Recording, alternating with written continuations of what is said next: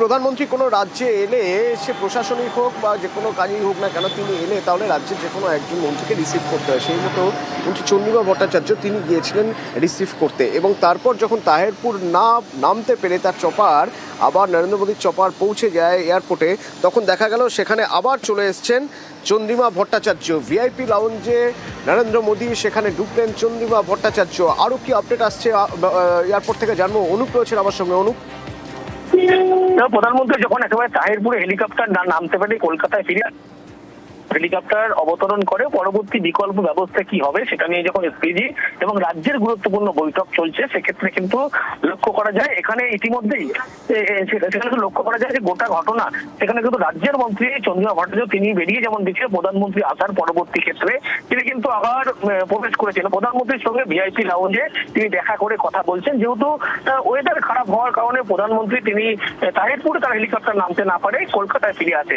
এবং সেক্ষেত্রে লক্ষ্য করা যায় বিমানবন্দরের ভিতরে তিনি যখন প্রবেশ করেন ভিভিআইপি লাউঞ্জে তিনি বসে রয়েছেন, তার সঙ্গে চন্দ্রিমা ভট্টাচার্য তিনি আবার দেখা করতে গেলেন। রাজ্য বিজেপির পক্ষ থেকে যারা এসেছিলেন তারা কিন্তু প্রধানমন্ত্রী যখন রওনা দেয় সেক্ষেত্রে তারা বেরিয়ে যায়, লকেট চট্টোপাধ্যায় সহ বেশ কয়েকজন। তার পরবর্তী ক্ষেত্রে দেখা গেল এই খবর যখন পায় যে তার হেলিকপ্টার নামতে পারেনি, তিনি ভিভিআইপি লাউঞ্জে বসে আছেন, এবং এরপরে রাজ্যের মন্ত্রী চন্দ্রিমা ভট্টাচার্য তিনি কিন্তু একেবারে বিমানবন্দরে প্রবেশ করলেন ভিভিআইপি লাউঞ্জে। প্রধানমন্ত্রীর সঙ্গে তিনি কিন্তু এই মুহূর্তে কথা বলছেন বলে জানতে পারা যাচ্ছে, এবং রাজ্যের গাইডলাইন প্রোটোকল অনুযায়ী বা প্রধানমন্ত্রী আছে যে প্রোটোকল অনুযায়ী বা নিয়ম অনুযায়ী দেখা যায় রাজ্যের একজন মন্ত্রী বা চিফ সেক্রেটারি তারা কিন্তু উপস্থিত থাকেন তাকে স্বাগত জানানোর জন্য, এবং সেক্ষেত্রে একেবারে চন্দ্রিমা ভট্টাচার্য তিনি কিন্তু এসেছিলেন। তার পরবর্তী ক্ষেত্রে প্রধানমন্ত্রী রওনা দেওয়ার পরে তিনি বেরিয়ে যান।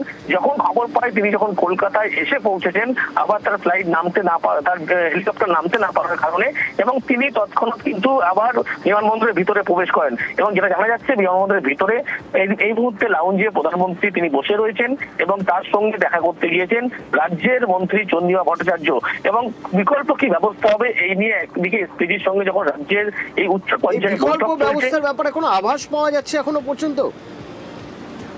বিকল্প ব্যবস্থা কি করা হয় না, আবার যেটা পাওয়া যাচ্ছে প্রধানমন্ত্রী কিন্তু তাহিরপুরের এই যে সভা সেখানে কিন্তু যাওয়ার ইচ্ছা প্রকাশ করেছেন।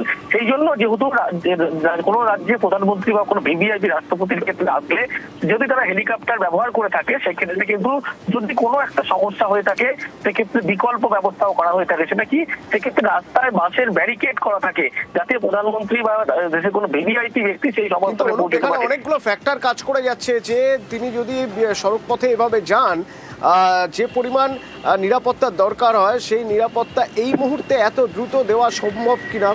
দ্বিতীয়ত তিনি যদি যান এবং তারপরে আবার ফিরে আসেন, তার পরবর্তী যে কর্মসূচি রয়েছে গুয়াহাটিতে, সেই কর্মসূচি সেখানেও অনেকটা দেরি হয়ে যাবে। ভার্চুয়ালি তিনি এখান থেকে করবেন কিনা, সেই পরিকাঠামো রয়েছে কিনা, সেদিকটাও খতিয়ে দেখা দরকার। তো যাই হোক, যা পরিস্থিতি তাতে তাহেরপুরে যারা এসেছিলেন দূর দূর থেকে, সেই মানুষগুলো কিছুটা হলেও হতাশ যে এবার কি হবে। তারা তো নরেন্দ্র মোদীর সভায় এসেছিলেন, তার বক্তব্য শুনতে এসেছিলেন। তাদের বক্তব্য একটু শোনার চেষ্টা করি, তারা কি ভাবছেন, তারা কিভাবে দেখছেন, এখন তারা কতটা আশা করে রয়েছেন। সরাসরি আমার সঙ্গে এখান থেকে রয়েছেন রঞ্জিত রয়েছেন। রঞ্জিত, একটু তাদের কথা শুনবো যারা সেই সকাল থেকে বসে আছেন, অপেক্ষা করে আছেন নরেন্দ্র মোদী আসবেন, কি বলবেন শোনার জন্য।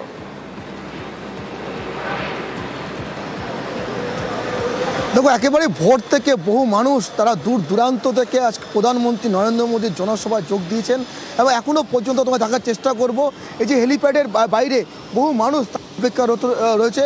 8 থেকে 80 প্রত্যেকে কিন্তু অপেক্ষা করছে শুধুমাত্র প্রধানমন্ত্রীকে একবার দেখার জন্য, এবং সকাল থেকে তারা কিন্তু অপেক্ষা করছে। বহু মানুষ দূর দূরান্ত থেকে এসেছে, এবং আজকের যে প্রধানমন্ত্রী জোড়া কর্মসূচি ছিল তাহিরপুরে, সেই কর্মসূচিতে কিন্তু এখনও পর্যন্ত এসে পৌঁছেনি প্রধানমন্ত্রী। ফলে অনেকটা হলে হতাশা রয়েছে, কারণ দীর্ঘক্ষণ ধরে তারা এখানে দাঁড়িয়ে রয়েছে, তারা অপেক্ষা করছে, এবং সেই বয়সটা কিন্তু 8 থেকে 80 তোমাকে আগে বলেছি, এবং এখনও পর্যন্ত স্পষ্ট নয় প্রধানমন্ত্রী কখন এসে পৌঁছবে।